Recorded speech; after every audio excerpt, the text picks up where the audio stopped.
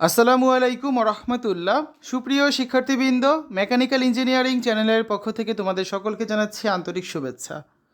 এই ভিডিওটা তৈরি করছি ষষ্ঠ শ্রেণীর শিক্ষার্থীদের জন্য। 2025 সালের ষষ্ঠ শ্রেণীর বাংলা বইয়ের সুখ কবিতার কর্ম অনুশীলন প্রশ্নের উত্তরগুলো নিয়ে আজকে আলোচনা করব। এটা রয়েছে তোমাদের ষষ্ঠ শ্রেণীর বাংলা বইয়ের 69 পৃষ্ঠায়। ভিডিওটির ডিসক্রিপশনে প্রত্যেকটি ক্লাসের প্লেলিস্টের লিঙ্ক দেওয়া আছে, সেখান থেকে তোমাদের যার যে বিষয়ের ভিডিও দরকার খুব সহজেই তোমরা দেখে নিতে পারবে। 69 পৃষ্ঠায় দুইটা কর্ম অনুশীলন রয়েছে, এগুলোর সমাধান দেখব। 1 নম্বরে আছে কে কি করে সুখী হয় এই বিষয়ে তোমার সহপাঠীদের মতামত নিয়ে একটি প্রবন্ধ রচনা করো। প্রবন্ধে প্রত্যেকের মতামত হুবহু উদ্ধৃত করার চেষ্টা করবে। আর 2 নম্বরটা হচ্ছে সুখ বিষয়ে ছড়া, কবিতা, গল্প, প্রবন্ধ লিখে একটি বিষয়ভিত্তিক দেয়াল পত্রিকা তৈরি করো, শ্রেণীর সকল শিক্ষার্থী মিলে। ঠিক আছে, তো 1 নম্বরটা দেখি আগে আমরা। কে কি করে সুখী হয় এ নিয়ে আমার সহপাঠীদের মতামত। সুখ এমন এক অনুভূতি যা প্রত্যেক মানুষের জীবনে গুরুত্বপূর্ণ, তবে সবাই সুখকে একভাবে দেখে না। আমার সহপাঠীদের মধ্যে এই বিষয়ে নানা রকম মতামত রয়েছে। তারা কিভাবে সুখী হয় তা জানার জন্য আমি তাদের সঙ্গে কথা বলি। নিচে তাদের মতামত হুবহু তুলে ধরছি।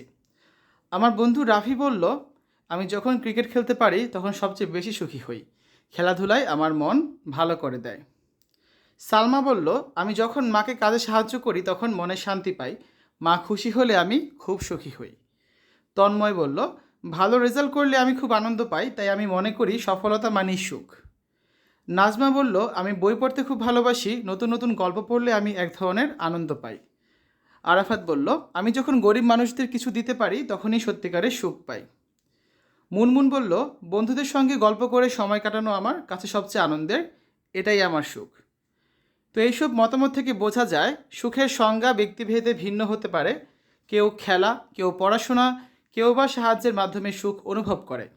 তবে একটি বিষয় পরিষ্কার, ছোট ছোট ভালো কাজেই মানুষ সুখী হতে পারে। আমরা যদি অন্যের সুখের কারণ জানতে পারি এবং একে অপরকে সেই কাজে করতে সহায়তা করি, তবে সমাজে সুখের পরিমাণ অনেক গুণ বেড়ে যাবে। সবার সুখের মতামত জানা আমার জন্য এক আনন্দময় অভিজ্ঞতা ছিল।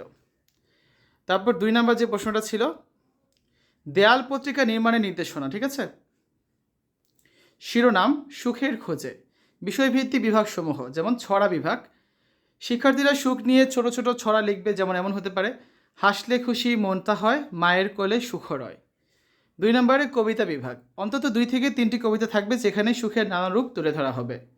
3 গল্প বিভাগ, শিক্ষার্থীরা ছোট ছোট গল্প লিখবে, যেমন একজন দরিদ্র শিশুর চোখে সুখ বা বন্ধুত্বের মাধ্যমে পাওয়া আনন্দ।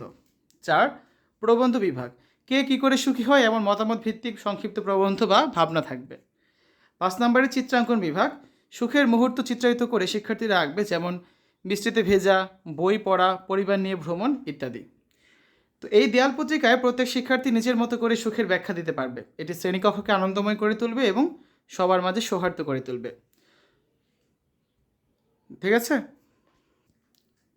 তো আমরা ইতিপূর্বে সততার পুরস্কার, মিনু, নীলনদার পিরামিডের দেশ, তোলপাড়, আকাশ, মাদার তেরেসা এগুলো নিয়ে আলোচনা করেছিলাম।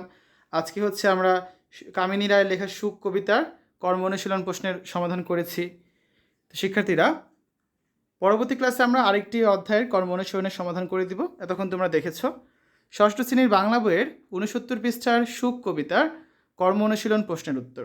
আশা করি আজকের এই ভিডিওটি তোমাদের কাছে ভালো লেগেছে। আমাদের চ্যানেলের অন্যান্য ভিডিওগুলো দেখার আমন্ত্রণ জানিয়ে আজ এখানে বিদায় নিচ্ছি। আল্লাহ হাফেজ।